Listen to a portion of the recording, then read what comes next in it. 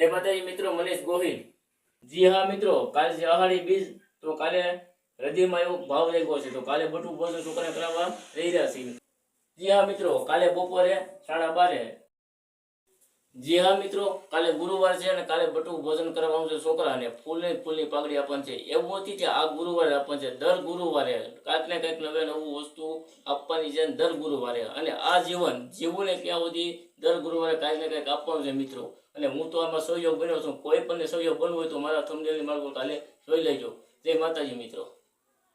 આજી મિત્રો કે ઘણા બધા માણસોને એમ કે ભાઈ આ કાંઈ બટુક ભોજન કેવી રીતે કરાવે છે, હું લેવા કરાવે છે, કોઈ બિન સવારેથી આપણે કોઈ ફેસબુક, ઇન્સ્ટાગ્રામ કે વોટ્સઅપમાં જે કાંઈ કમાણી આવે, આપણે પહેલાં બોલ્યા હતા ને કે ભાઈ જે કાંઈ આવે હમણાં દાન જ કરવાનું છે।